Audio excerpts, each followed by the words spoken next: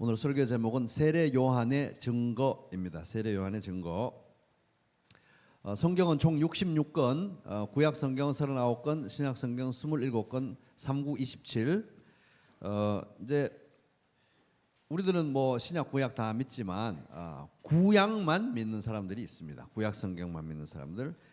이제 대표적으로 유대인들이 이제 구약 성경만 믿습니다. 우리는 이제 성경 66권 다 믿고 이제 구약은 장차 오실 예수님에 대한 약속의 말씀, 또 신약 성경은 이미 오신 예수님에 대한 하나님의 말씀. 그래서 구약 성경, 신약 성경 다 믿는데 유대인들은 딱 구약까지만 믿는 거예요. 그 말은 예수 그리스도가 메시아라는 것을 믿지 않는 것입니다. 예수님을 안 믿는 거죠. 사도 바울이 복음을 전할 때 이제 특별히 이제 유대인들에게 복음을 전할 때 바울이 계속 접했던 사람들은 구약 성경까지만 믿는 사람들이었습니다. 그래서 사도 바울이 복음을 전할 때 이제 그의 논리는 이렇게 흘러갔습니다. 뭐냐면 당신들 구약 성경 믿죠? 저도 유대인이고 저도 참 구약 성경 좋아합니다. 저도 뭐 어렸을 때부터 이 구약 성경 말씀 너무 열심히 배우고 너무너무 사랑하고 여러분들하고 마찬가지입니다. 그런데 오늘 꼭 말씀드리고 싶은 것은 바로 이 구약 성경이 제가 믿고 있는 예수 그리스도에 대해서 증거하고 있다는 사실입니다.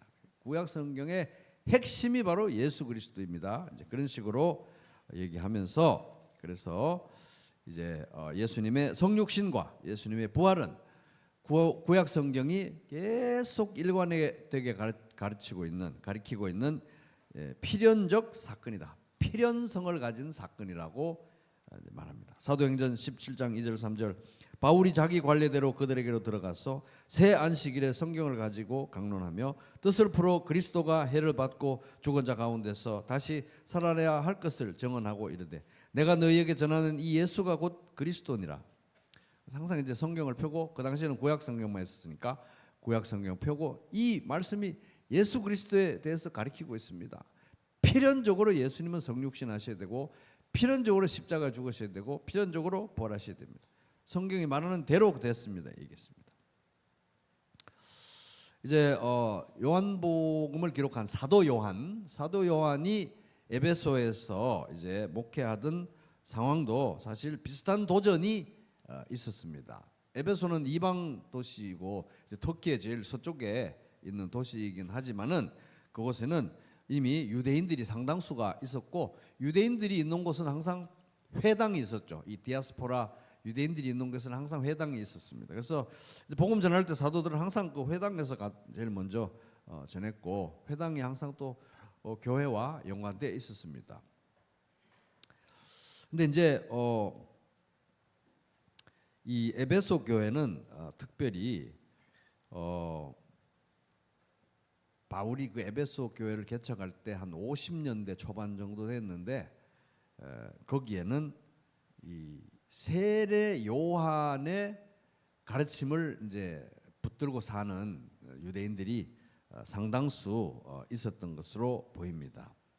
근데 그 중에 이제 12명이 바울이 전하는 복음을 듣고 이제 구원받아 가지고 에베소 교회를 창립하는 처음 창립 멤버가 된 거잖아요. 근데 이제 그때가 이미 세례 요한 죽은 지가 벌써 20년이 됐는데 세례 요한이 엄청난 영향력을 그때까지도 가지고 있었던 것으로 이제 보이고 디아스포라 유대인들이 있는 곳에서는 여전히 세례 요한의 가르침이 유효했던 것으로 보입니다. 근데 이제 그 중에 소수가 12명이 이제 예수 믿고 에베소 교회 창립 멤버가 됐는데 그 말은 그 도시에 세례 요한의 가르침을 붙들고 사는 사람이 12명밖에 없었다 이 말이 아니고 그들 중에 12명이 있고 아마 더 다수는 세례 요한의 가르침을 붙들고 살면서 예수를 안 믿는 사람들이 더 많았을 것입니다. 근데 이제 그들을 향해서 이제 유대인들 중에서 특별히 이제 세례 요한의 그 당시 이제 유대인 디아스포라 중에 대부분의 사람들은 세례 요한의 가르침을 붙들고 있을 정도로 영향력이 컸기 때문에 이제 사도 요한이 이제 세례 요한의 가르침을 믿는 이 사람들에게 복음을 전할 때 요한의 메시지는 어떻겠습니까? 이런 거였죠. 아까 이제 사도 바울이 유대인들에게 복음을 전했, 구약을 믿는 사도 유대인들에게 복음을 전할 때처럼 사도 요한도 이런 식이었습니다. 네. 세례 요한의 그 가르침을 그렇게 귀하게 생각하고 붙들고 또 그렇게 믿고 있다니 참 저도 기쁩니다. 제가 바로 그 세례 요한의 제자였습니다. 초기 제자였습니다. 제자. 그 세례 요한의 가르침을 받고 제가 예수 그리스도의 제자가 된 사람입니다. 직접 보고 들은 사람입니다. 저도 세례 요한 너무 좋아하는데요. 직접 듣고 보고 본 사람으로서 제가 확실하게 지금 말할 수 있습니다. 그 세례 요한이 가르친 가르침의 핵심이 바로 이 예수 그리스도에 대한 가르침입니다. 바로 복음이 이제 메시지가 그렇게 이제 흘러갔던 것입니다. 그렇게 변정했습니다. 그러니까 이제 요한복음을 쓴 사도 요한에게 세례 요한 굉장히 중요한 거예요. 세례 요한이. 그래서 요한복음의 프롤로그 이 1장 1절부터 18절에서부터 벌써 세례 요한에 대한 언급이 중요하게 되어지고 있는 것입니다.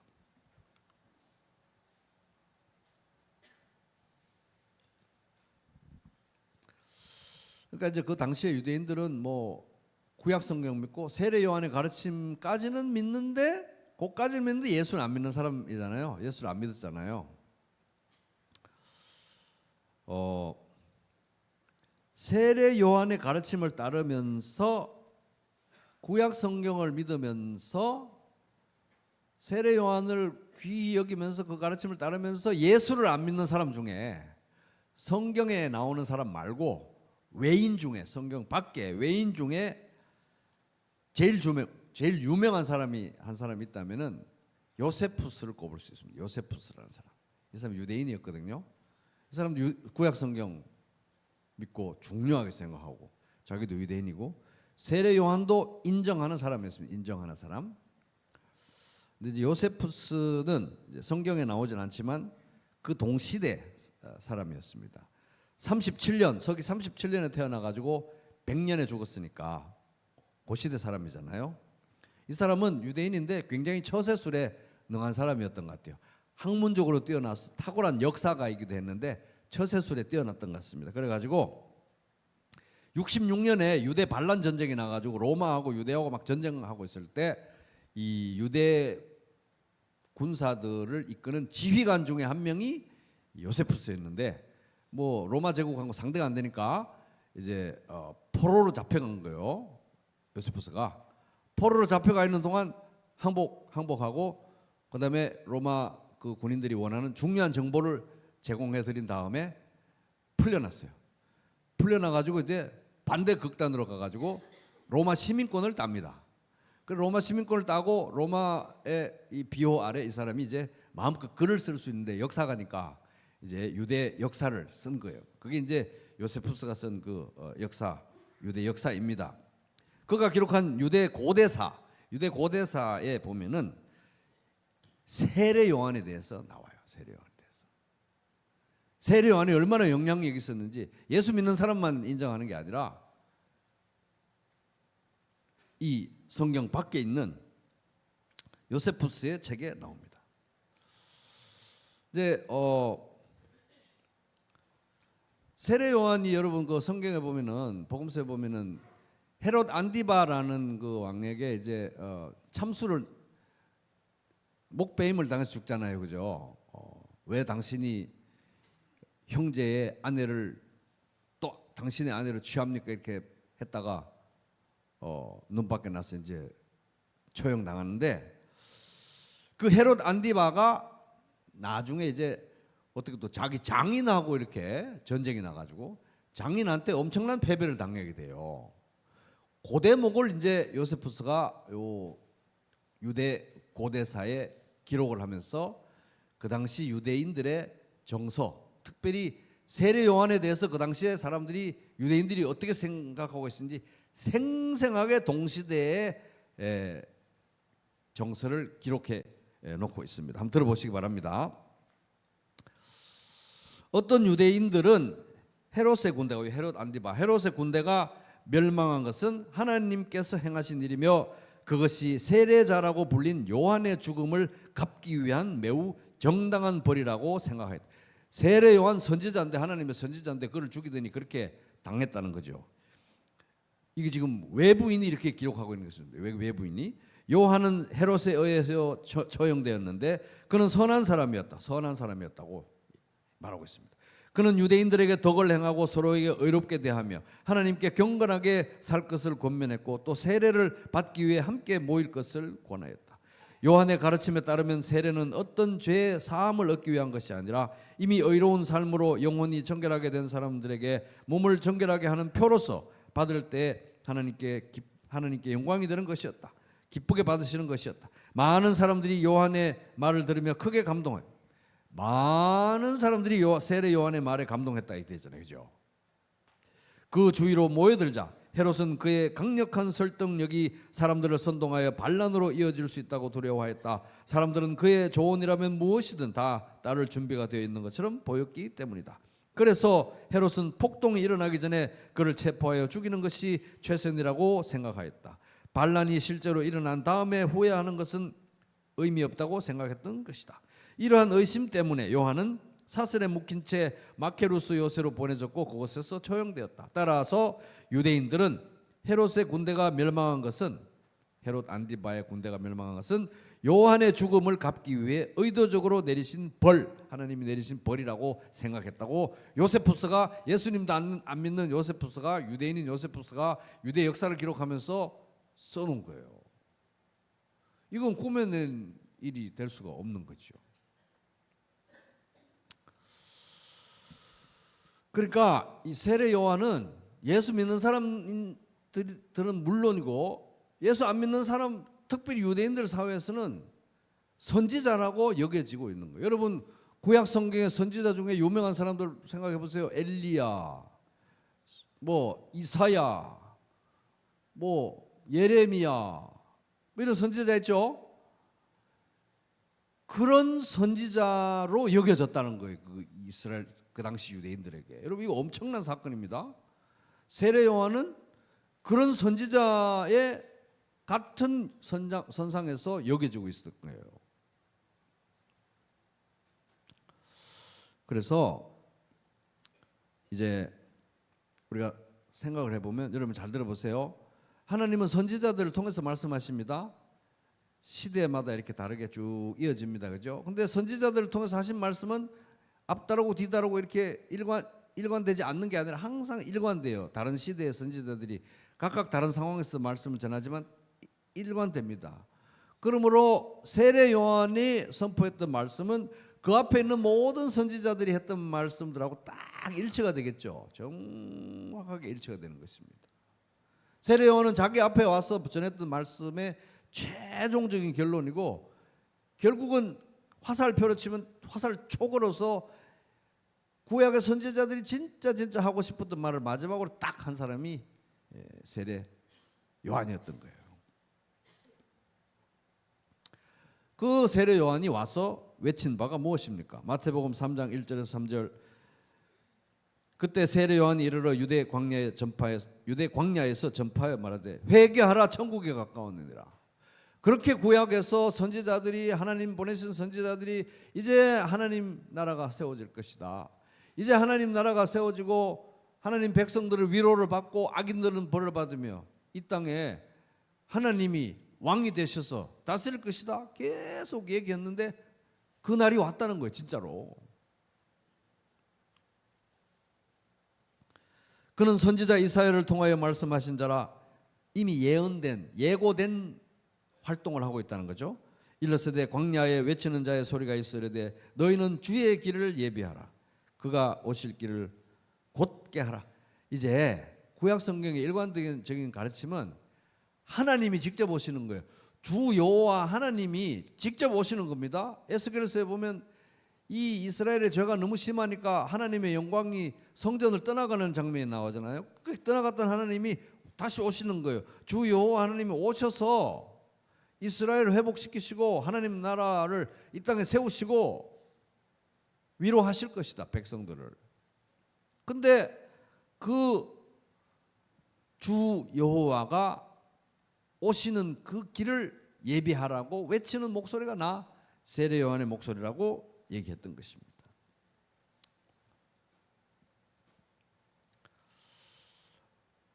근데 많은 사람들이 딱 여기까지만 믿은 거예요. 여기까지만. 구약 성경도 믿고 맞아. 이제 진짜 오실 때가 됐어. 여호와 하나님이 오셔서 우리를 회복시키고 되돌이키실 때가 됐어. 세례 요한은 하나님이 보내신 선지자야. 400년간 공백이 있다가 말라기 선지자 이후에 세례 요한이 와서 선포를 했는데 세례 요한은 기적을 행한 게 없어요. 기적을 행한 게 없는데 성령님이 강력하게 역사를 하니까 온 유대가 다 뒤집어진 것입니다. 이 사람은 하나님이 보내신 선지자다. 요세푸스까지 믿잖아요. 근데 딱 여기까지만 믿는 거예요. 여기까지만. 희한하죠. 딱 여기까지만 믿는 거예요.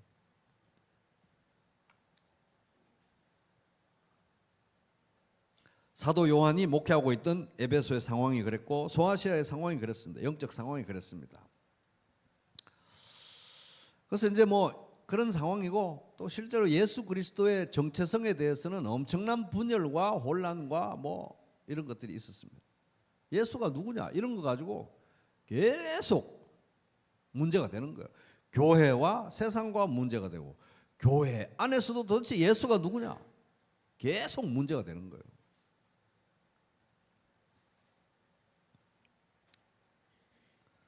그래서 이 사도 요한은 굉장히 중요한 포지션에 있는 사람이에요.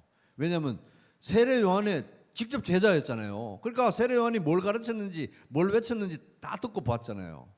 근데 지금 이 에베소와 소아시아에 있는 많은 사람들, 딱 구약까지만 믿는 사람들, 딱 세례 요한까지만 믿는 사람들, 그 사람들에게 제가요 세례 요한의 제자였고요.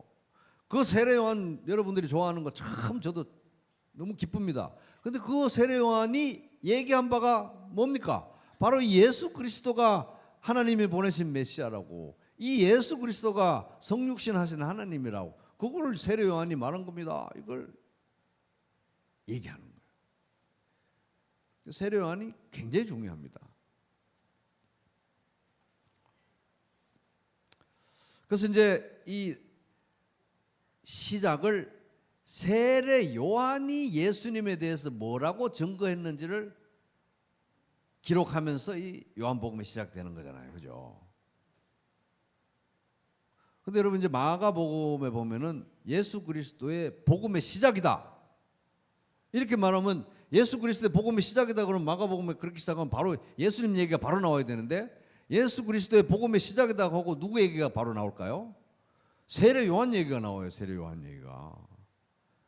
그러니까 하나님은 일을 하실 때 예고 없이 안 하십니다. 반드시 선지자를 통해서 예고하시고 합니다. 그래야 하나님 말씀하신 줄 알고 하나님 말씀 성취된 줄 아는.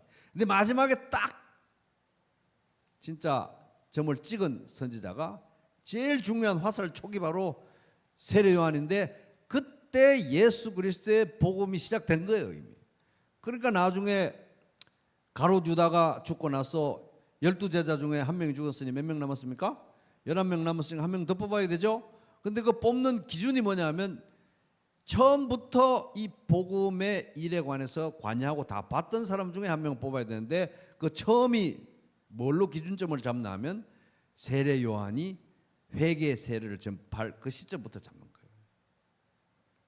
그러니까 요한복음에 세례 요한이 예수님에 대해서 얘기한 바가 이것이라고 얘기하는 게 굉장히 중요한 거예요.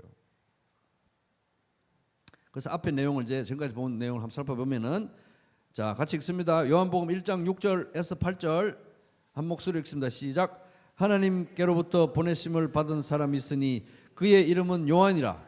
그가 증언하러 왔으니 곧 빛에 대하여 증언하고 모든 사람이 자기로 말미암아 믿게 하려 함이라. 그는 이 빛이 아니요 이 빛에 대하여 증언하러 온 자라. 세례 요한은 너무너무 위대했기 때문에 지금 상상을 초월하게 위대했어요. 온 유대를 뒤집어 엎었고 온 디아스포라 공동체를 다 뒤집어 엎었기 때문에 세례 요한이 앞만 봐도 메시아 같은데 세례 요한이 아무래도 빛 같아. 세례 요한이 빛이 아니라고 세례 요한이 말했다고 지금 얘기하잖아요. 그죠? 세례 요한이 빛이 아니고 그는 빛에 대해서 증언한 자라. 요한복음 1장 15절 같이 읽습니다. 시작.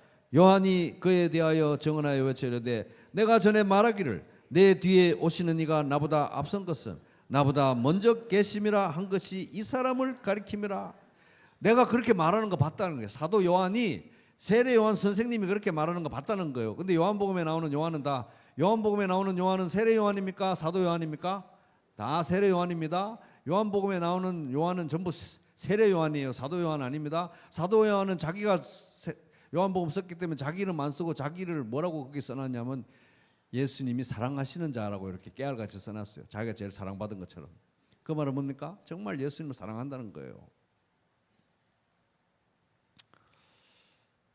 예수님의 선제, 영원 전부터 예수님이 계셨다는 것에 대해서 얘기하는 거예요. 그러니까 하나님이라는 걸 얘기하고 있는 것입니다. 여러분 신기하지 않아요? 400년 공백이 있었는데 세례 요한이 턱 등장해가지고 이분이 하나님이라고 얘기하는 게 너무 이상하지 않습니까? 하나님은 한 분밖에 없다고 그렇게 구약 성경에 말하는데 이분이 아버지 하나님은 아닌데 하나님이라고 세례 요한이 말하고 있는 거예요. 이거 엄청난 사건입니다. 자, 요한복음 1장 17, 18 같이 읽습니다. 시작. 율법은 모세로 말미암아 주어진 것이요 은혜와 진리는 예수 그리스도로 말미암아 온 것이라. 본래 하나님을 본 사람이 없으되 아버지 품속에 있는 독생하신 하나님이 나타내셨던. 세례 요한의 증거는 정확했습니다. 이분이 하나님 아버지는 아닌데 하나님 아버지는 품에 있던 성육신 하신 하나님이라고 세례 요한이 증거했는데 여기 사도 요한은 요한복음에 그 말이 맞다고 얘기하는 거예요. 왜냐하면은 그 누가 하나님에 대해서 증거한다고 그래도 그것은 정확한 그림일 수가 없어요. 왜냐하면 처음부터 같이 있으면서 못 봤기 때문에 내부자만 정확하게 얘기할 수 있습니다. 하나님이 어떤 분인지 영원 전부터 보았던 유일한 내부자가 누굽니까? 성부, 성자, 성령, 삼일체 독생하신 하나님, 성육신하신 하나님, 예수 그리스도 말고는 하나님에 대해서 우리에게 가르쳐 줄 수 있는 진짜 내부자가 없는 거예요. 그래서 세례 요한도 이 사도 요한의 가르침에 정확하게 일맥상통하게 이분이 오시기로 돼 있던 하나님이시라고 얘기했던 것입니다.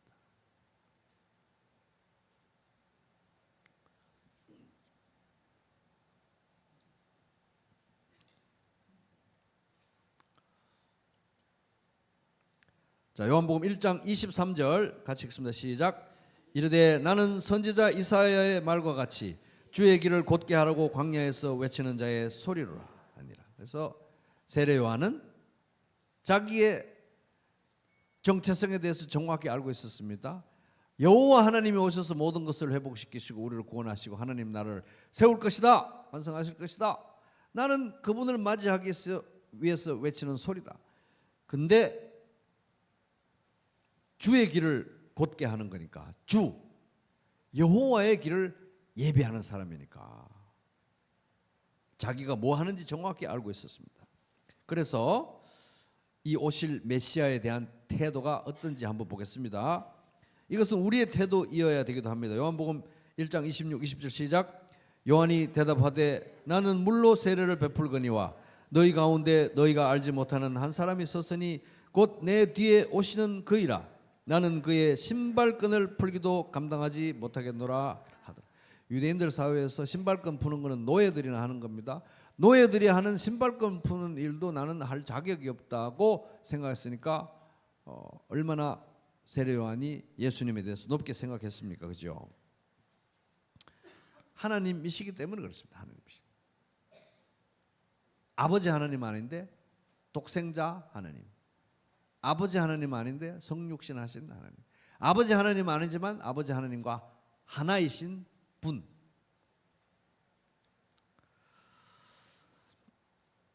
이제 오늘 본문은 거기에서 이어집니다. 이제 지난번 살펴봤던 본문은 유대인들이 이제 사람을 보내서 세례 요한 당신 도대체 누구요? 이제 캐물었을 때고, 오늘은 고다음 날입니다. 여러분 그 요한복음 이제 요즘 먼저 막 보고 계신데 요한복음에 예수님이 세례 요한에게 세례 받는 장면이 나옵니까? 안 나옵니까? 안 나옵니다. 안 나옵니다. 마태, 마가, 누가 공관복음에만 나와요.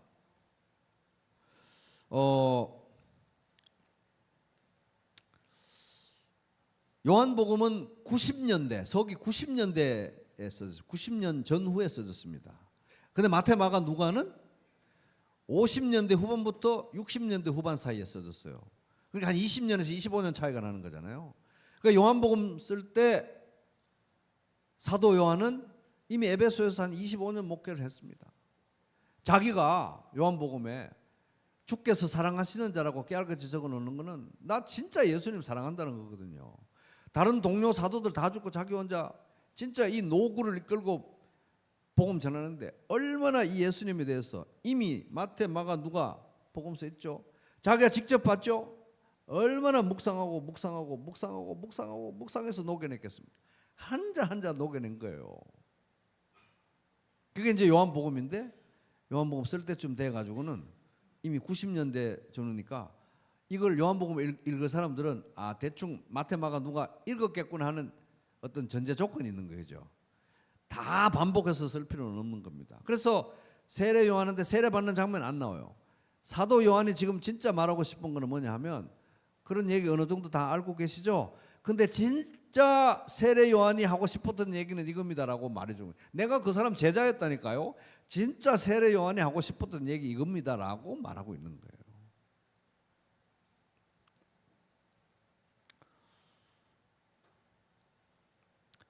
그래서 이제 지금 세례 요한 얘기가 이제 지난 시간에 봤던 요한복음 1장 19절부터 나오는데 예수님은 이미 세례 받은 상황이에요. 세례 요한한테 비교를 해보면 이제 학자들은 이미 세례를 받고 여러분 예수님이 세례 받고 그 다음에 바로 어디 갔습니까? 광야로 시험 받게 됐잖아요. 40일. 그거 지난 상황입니다. 그 이후에 어떤 시점으로 보여집니다. 지금 상황은 자 1장 29절 읽겠습니다. 시작. 이튿날 요한이 예수께서 자기에게 나오심을 보고 이르되 보라 세상 죄를 지고 가는 하나님의 어린 양이로다. 이렇게 말합니다.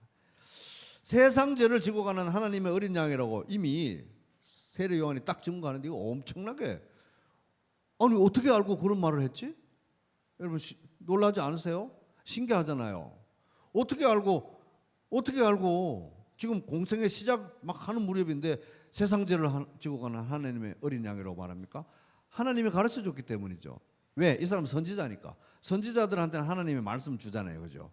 그런 힌트를 어디서 얻을 수 있냐 하면은 33절에 보세요. 나도 그를 알지 못하였으나 나를 보내어 물로 세례를 베풀라고 하신 그이가 나에게 말씀하시되 성령이 내려서 누구 위에든지 머무는 것을 보면 그가 그분인 줄 알라고 하나님께서 가르쳐 주신 거잖아요. 마찬가지로 보라 세상 죄를 지고 가는 하나님의 어린 양으로도 누가 가르쳐 줬습니까? 하나님이 가르쳐 주신 거예요. 선지자니까요.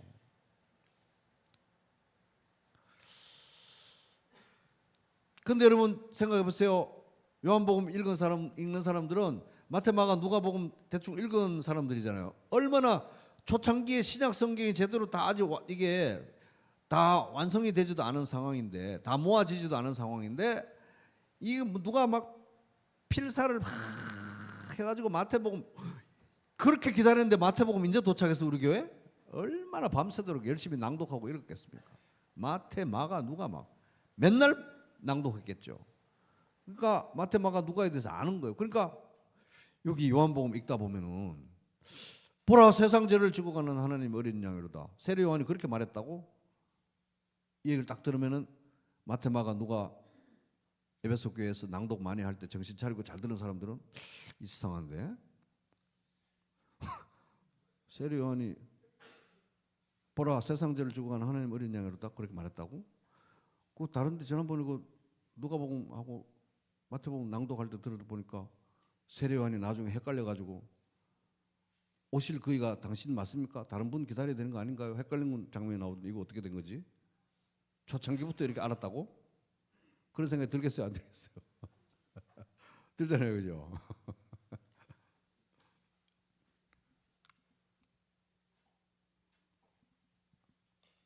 그 당시에는 아마 읽을 게 별로 없어가지고 더 열심히 읽었을 것 같아요. 제가 보기에는.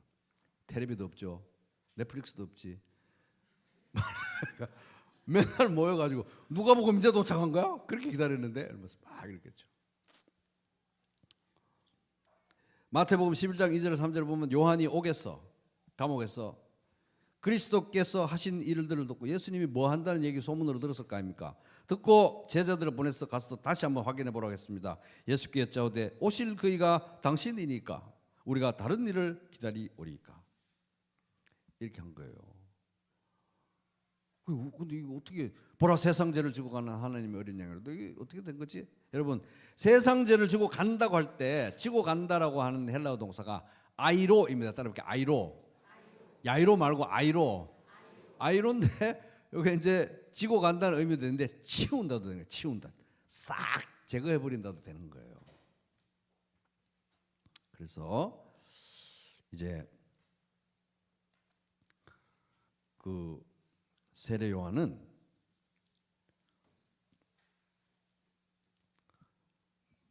보라 세상 죄를 지고 가는 하나님의 어린 양이로다.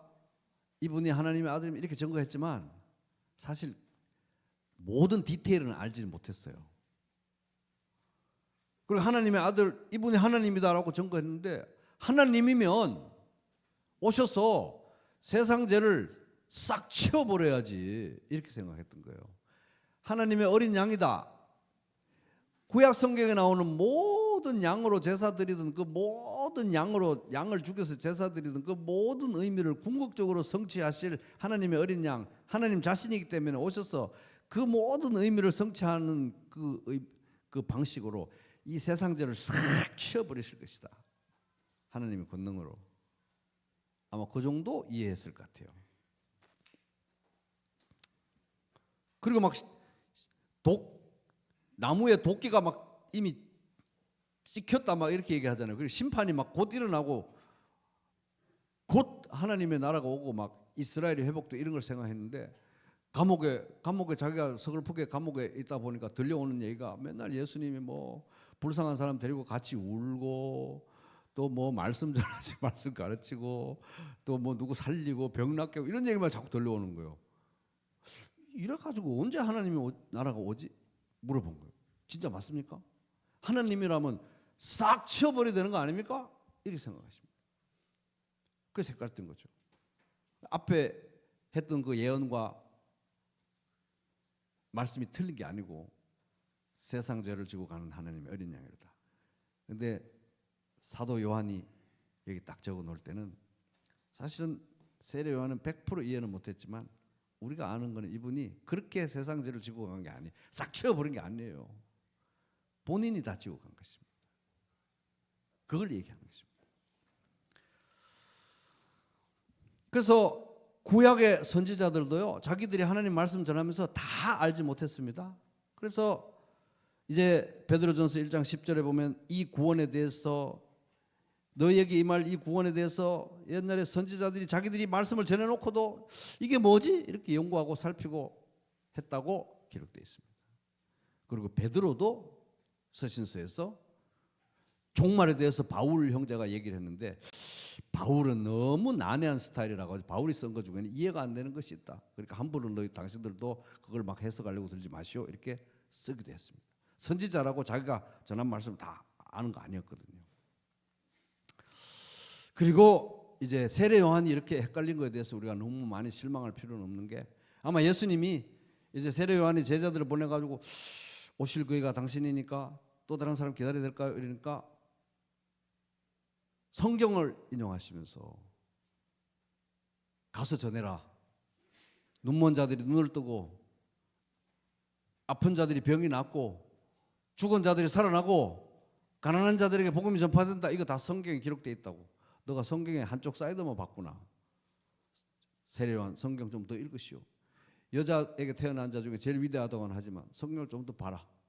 이렇게 전해줬을 때 그 말씀 받고 세례요한은 얼마나 안심이 되겠어요. 아멘. 진짜 맞네요. 그러고 아마 순교했을 거예요. 세례요한. 그죠? 근데 세례요한만 그런 게 아닙니다. 복음서에 보면은 기가 막힌 신앙의 고백을 하고 바로 딴 길로 간 사람이 또 한 명 있어요. 이제 예수님이 빌립보 가이사라 그 지방에서 제자들에게 사람들이 나에 대해서 뭐라고 하니? 뭐 이렇게도 말하고 저렇게도 말하고 그 너들은 나에 대해서 뭐라고 말하니? 그 중에서 누가 벌떡 일어나서 대답했을까요? 베드로가 또 벌떡 일어나 가지고 대답합니다. 진짜 정답을 얘기해요. 뭐라고 하냐면은 주는 그리스도시요. 그리스도시요. 살아계신 하나님의 아들인. 요한복음의 기록 목적 요한복음 20장 31절 예수가 그리스도시요 하나님의 아들이심을 믿게 하고 믿고 생명을 얻는 게 요한복음 기록 목적이잖아요. 딱 그대로 대답한 거예요. 예수님은 그리스도시요 하나님의 아들이십니다라고 베드로가 대답을 했어요. 그러니까 막 예수님이 너무 기특해가지고 어휴 깜짝 놀라겠다. 너가 그렇게 한 건 네가 잘나서 그런 게 아니고 하나님이 가르쳐 주신 거란다 베드로 알았지? 이렇게 딱 이제 막 위로를 하십니다. 그러고 나서 이제 좀 그 정도 고백했으니까 좀 더 심화 학습을 해야 될 거 아닙니까? 그래서 그리스도가 이제 유대인들에게 잡혀가지고 십자가를 이제 지고 이제 죽으실 것을 얘기하니까 베드로가 또 갑자기 벌떡 일어서더니 예수님 멱살을 옷을 잡았어요. 예수님 잡았어요. 예수님을 잡고 얘기를 합니다.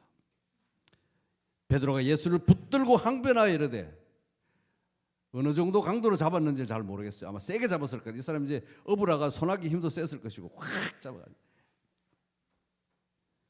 당치 않으십니다. 이렇게 얘기합니다. 절대 그런 일이 일어나면 안 됩니다. 그러니까 예수님이 야 그래 12명 중에 그래도 나 생각하는 사람은 너밖에 없구나. 그렇게 말한 게 아니고 예수님 뭐라 그랬습니까? 사탄아 물러가라고 그렇게 얘기를 했잖아요. 그죠? 이렇게 이 그리스도도 하나님이 보내신 메시아인데 신성을 가지신 분, 신성. 그리스도도 결국 이렇게 나중에 보다 보면 신성을 가지신 하나님이어야 돼요. 또 하나님의 아들도 하나님이어야 돼요. 신성을 가지신. 그렇게 고백을 하는 데까지 나아가는데 그분이 우리를 위해서 십자가를 지고 죽는다. 이거는 상상을 초월하는 것입니다.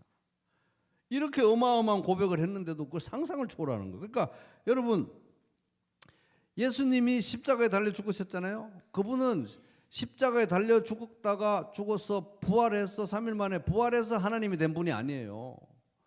원래 하나님인데 성육신 해가지고 30몇 년 사시다가 십자가 달린 분이신 겁니다. 육신을 입고. 그 십자가에 달린 분은 하나님이시고 하나님. 하나님이 왜 십자가에 달리냐고요. 하나님이. 이해가 안 되는 것입니다.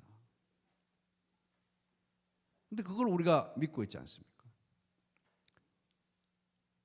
우리가 믿는 게 대단한 게 아니라 하나님이 사람이 되셔서 십자가를 졌다는 게 웬 말인가? 웬 말인가? 이해할 수 없는 것입니다.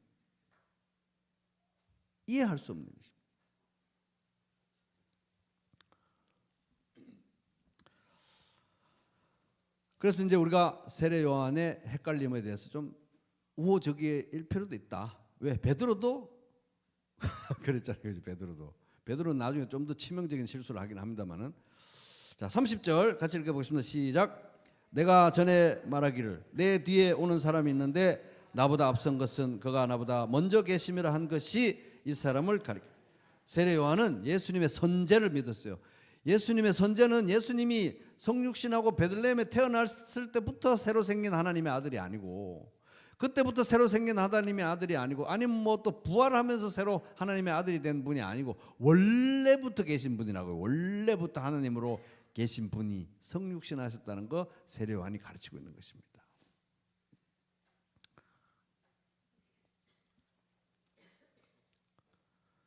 구약 성경의 일관된 가르침입니다. 여러분 장차 오실 메시아가 단순한 인간이 아니고 하나님이어야만 된다는 것을 말하는 딱 한 절에 나와 있는 중요한 말씀인데 여러분 미가서 5장 2절 나중에 꼭 찾아가지고 암송하시기 바랍니다.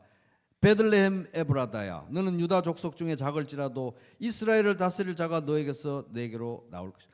베들레헴에서 메시아가 태어날 걸 미가서 5장 2절에서 얘기합니다. 진짜 베들레헴에서 예수님 태어났잖아요. 여기까지만 읽으면 안 되고 바로 이어서 뭐라고 하고 있냐면은 그의 근본은 상고의 영원에 있느니라. 베들레헴에서 새로 하나님의 아들이 그냥 생겨난 게 아니라 원래부터 하나님인 분이 성육신을 한 거라고 얘기하고 있는 것입니다. 그러니까 예수님이 하나님의 아들이라는 증거는 부활이잖아요. 부활로 증명된 거예요. 부활로 예수님이 하나님의 아들이 된 게 아니고 부활로 예수님이 하나님의 아들이라는 게 나타나고 증명된 것입니다. 근데 그건 우리를 위한 증명의 증거고 사실은 부활을 안 할래야 안 할 수가 없는 분인 거. 왜? 하나님이 성육신 하신 거기 때문에.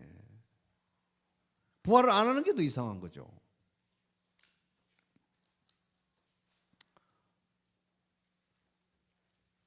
자, 31절 읽습니다. 시작. 나도 그를 알지 못하였으나 내가 와서 물로 세례를 베푸는 것은 그를 이스라엘에게 나타내려 함이라. 그래서 회개 세례를 선포하고 막 많은 사람들이 와서 세례 받고 하는 이 모든 것은 내가 아니고 이 예수 그리스도를 나타내게 하기 위해서. 다 예수 그리스도를 나타내게 하기 위해서. 이게 바로 세례 요한의 삶이었고 우리도 세례 요한적인 삶을 살아야 될 줄로 믿습니다. 나는 쇠하여야 하고 그는 흥하여야 하리라. 예수가 점점 더 드러나는 삶이 되시길 주님의 이름으로 축복합니다. 32절 시작. 요한이 또 증언하여 이르되 내가 보매 성령이 비둘기같이 하늘로부터 내려와서 그의 위에 머물렀더라. 33절 시작. 나도 그를 알지 못하였으나 나를 보내어 물로 세례를 베풀라 하신 그이가 나에게 말씀하시되 성령이 내려서 누구 위에든지 머무는 것을 보거든 그가 곧 성령으로 세례를 베푸는 이인 줄 알라 하시.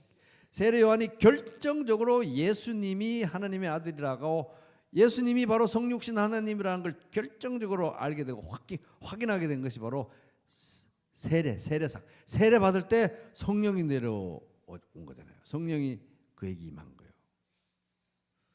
성부, 성자, 성령님이 총동원된 것입니다. 그 사건으로 이분이 정말 하나님의 아들이구나, 이분이 성육신 하신 하나님이구나 확인됐다는 것입니다.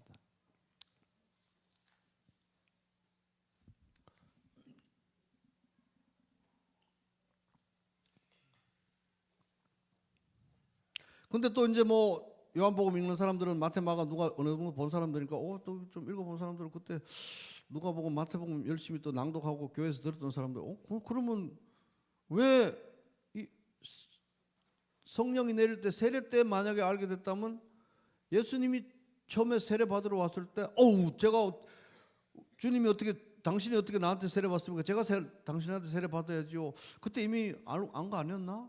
그런 생각 들었겠죠. 열심히 낭독한 사람들은. 그거는 이제 물론 세례 요한이 30세 넘어서 이제 공적 사역을 하기 전까지는 광야에 있었다고는 하지만 그래도 뭐 한 번은 집에 안 갔겠어요? 추석이나 설에? 그리고 엄마가 예수님의 어머니 마리아하고 친척이고 하니까 다 그 임신했을 때 서로 막 얘기하고 동정녀 탄생들이 다 얘기했잖아요, 그죠? 그리고 자기 자신도 거의 이삭이 태어난 것처럼 태어났어요. 임신이 안 되는 집에서 태어난 거기 때문에. 그 어머니가 얘기했겠죠. 저분이 친척, 저분이 보통 분이 아니다. 근데 확실하진 않았겠죠. 알고는 있었겠죠. 그러니까 이 죄 없으신 이분이 오히려 나에게 세례를 줘야 되는 거 아닌가요? 이렇게 했지만 이분이 성육신 하신 하나님이다? 어떻게 알겠습니까? 아직까지 모르는 거죠, 그죠? 성령이 딱 임해야 이분이 그분이라고 하나님이 가르쳐 주신 거예요, 계시를. 그때 확정된 것입니다. 확인된 것입니다. 33절 다시 한번 읽습니다. 시작. 나도 그를 알지 못하였으니 나를 보내어 물로 세례를 베풀라 하신 그이가 나에게 말씀하시되 성령이 내려서 누구 위에든지 머무는 것을 보거든 그가 곧 성령으로 세례를 베푸는 이인 줄 알라 하시. 여러분 이게 성령으로 세례 베푸는 거 이걸 함부로 읽으면 안 됩니다. 물로 세례 베푸는 거는 세례 요한이 했잖아요. 박 목사도 물로 침례해 주잖아요. 근데 성령으로 세례 주는 건 이거 어마어마한 사건이에요. 이거 어마어마한 일입니다.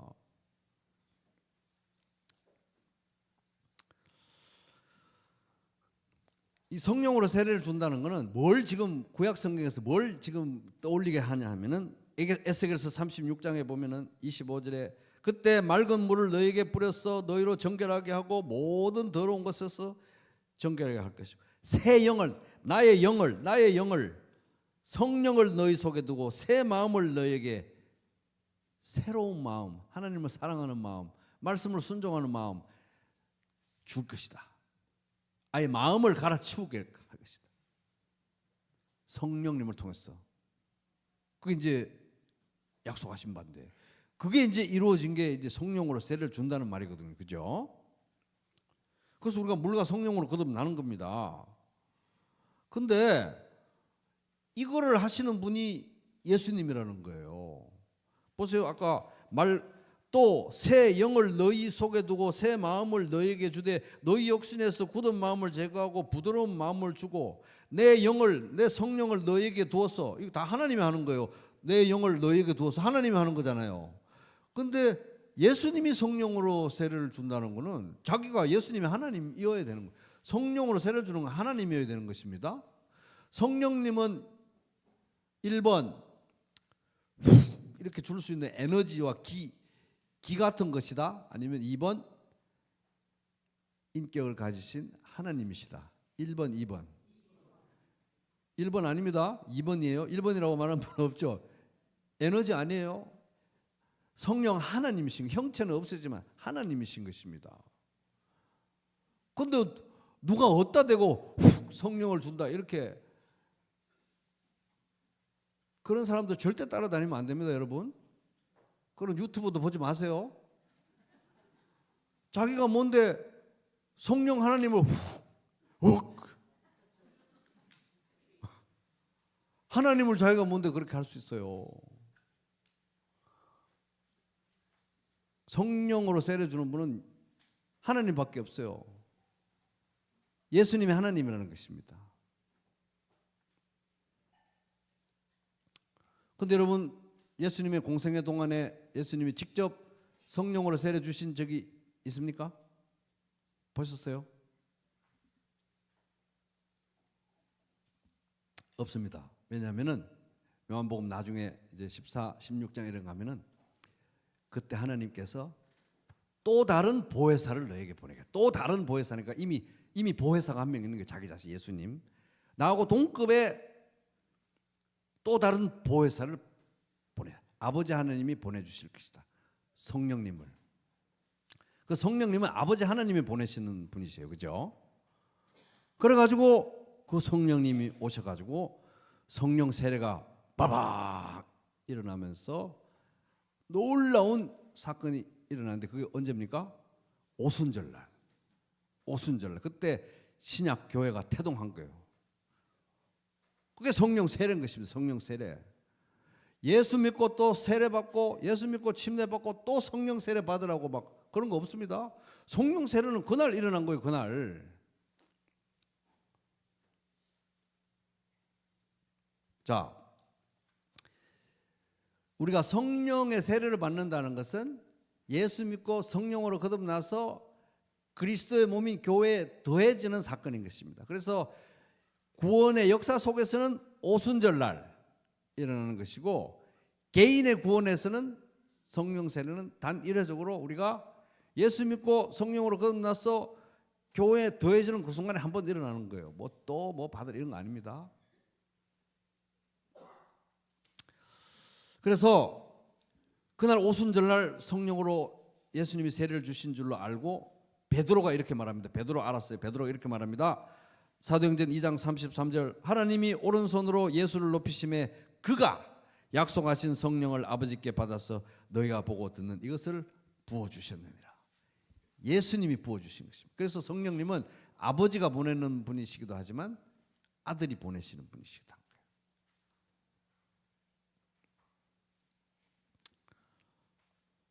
자, 34절 같이 읽습니다. 시작. 내가 보고 그가 하나님의 아들이심을 증언하였노라. 세례 요한이 예수님이 하나님의 아들인 줄 알았던 거잖아요. 그걸 전했던 것입니다. 세례 요한은 명확하게 예수님이 하나님의 아들이라고 전했던 거예요. 명확하게. 구약 성경 자체가 세례 요한의 메시지와 일치합니다. 근데도 많은 사람들은 딱 구약까지만 믿고 예수 안 믿어요. 많은 사람들은 딱 세례 요한까지만 믿고 예수를 안 믿습니다. 희한하죠.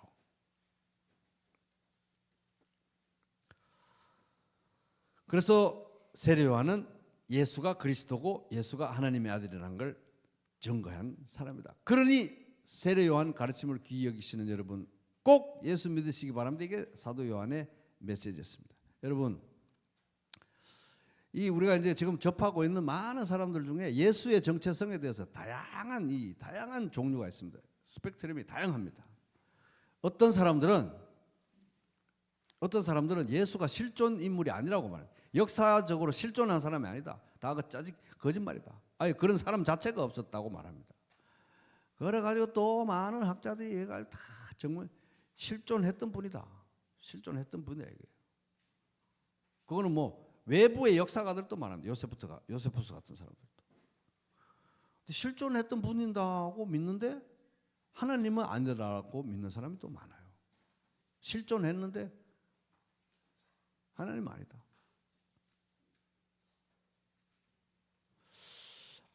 실존했고 하나님의 아들이라는 것까지 믿는 사람도 있어요. 그런데 하나님과 동급은 아니라고 많이 믿습니다. 지금 이제 손들지 말고 여러분 어디든지 지금 생각해 보세요. 손들지 마시고. 엄청 중요한 겁니다. 하나님의 아들인데 하나님과 동급의 그런 신은 아니다라고 생각하는 사람이 있습니다. 조금 그 밑에 하나님과 천사 사이, 천사 중에 탑 클래스 그런 거 아니라고 히브리서에서 천사 중에 누구에게 경배받을 분이라고 말한 적이 있냐고 히브리서에 말해요. 근데 또 어떤 사람들은 그래 예수님은 하나님의 아들 맞고 하나님과 동급 맞으셔요. 아멘 믿습니다. 근데 언제부터 그렇게 되셨느냐? 부활하면서 그렇게 됐다 이거예요. 왜? 로마서 1장에 그는 부활로 하나님의 아들이심이 입증됐다고 로마서 1장에 나오니까 그래서 예수님은 정말 경건한 분이었고 십자가에 죽으시기까지 순종했고 부활로 그날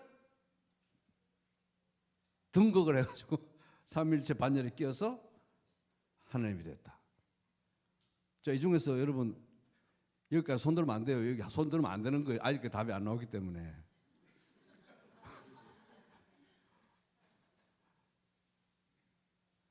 여기까지 말한 분이 예수님이라면 이분은 구원을 이룰 수도 없고 이분을 예배하는 것 자체가 우상 숭배입니다. 왜? 하나님이 아니기 때문에. 하나님은 영원 전부터 영원까지 있는 분이에요. 그 어떤 피조물도 존재하기 전에 계신 분이 하나님이잖아요. 답은 뭡니까?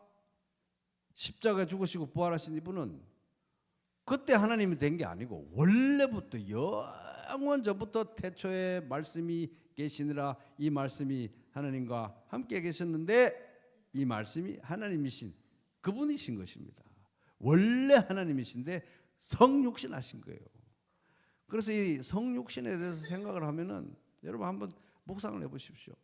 예수님이 우리하고 똑같이 우리 형제님들 중에 누구를 닮았을지 모르겠는데 이런 똑같은 모습으로 우리를 만나게 된다는 것 자체가 이게 너무너무 황송한 일인 것입니다. 어떻게 하나님이 우리와 같은 모습을 입으셨습니까? 그런데 또 못자국도 있어요. 창자국도 있어요. 그분들 밥을 우리하고 먹잖아요. 밥을. 거기 가서 포도주도 마시고 포도주는 많이 마시지 마시기 바랍니다. 식사도 하잖아요. 그럼 뭐 또 그 천국에서 식사 자리가 이 성육신 하신 부활의 몸으로 계신 예수님이 그거 내가 할게 내가 할게 여기 숟가락 놓고 내가 할게 이럴 수도 있어요. 똑하니 이러고만 안 했을 수도 있습니다. 그러니까 이런 걸 생각하면은 이게 웬일이냐고 웬일 이게 도저히 이해를 할 수가 없네. 생각을 할수록 깜짝깜짝 놀라는 것입니다.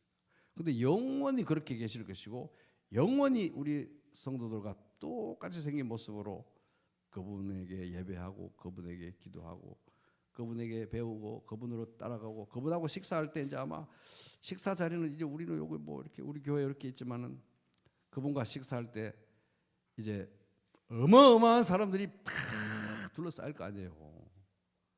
그럼 저는 아마 저 뒤에 어디 있을 것 같아요. 제가 보기에는. 그죠? 저 뒤에 있어도 괜찮습니다. 그러니까 이제 예수님이 정말 그리스도가 하나님의 아들이다. 신성을 가지신 분이시다. 성육신 하신 하나님이라는 사실이 분명해지잖아요. 그러면 이제 마태, 마가, 누가, 요한 복음서는 예수가 과거에 어떻게 했다. 과거에 2000년 전에 이런 일 했고 저런 일 했고 하는 책에서 차원이 달라집니다. 뭐냐면은 예수는 어제나 오늘이나 영원히 동일하잖아요. 그러니까 장차 우리가 영원한 천국에서 만날 그분이 바로 요로 똑같은 분이에요. 단지 부활하신 몸 빼곤. 그러면 거기서 천국에서 예수님 나에게 뭐라고 말씀하실까? 나에게 어떻게 대하실까? 어떤 사람을 어떻게 바라보실까? 어떤 시선으로 바라보실까? 밥 먹을 때 뭔 얘기할까? 개인적으로 만나면 어떻게 나를 대하실까? 이런 힌트를 다 어디서 얻을 수 있다? 마태, 마가, 누가, 요한복음서.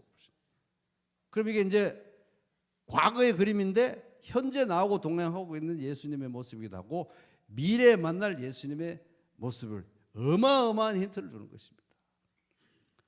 그래서 우리는 예수가 단순히 사람이 아니라 그리스도고 하나님의 아들이심을 확실히 믿고 그분과 동행하는 그런 삶 되시기를 주님의 이름으로 축복합니다.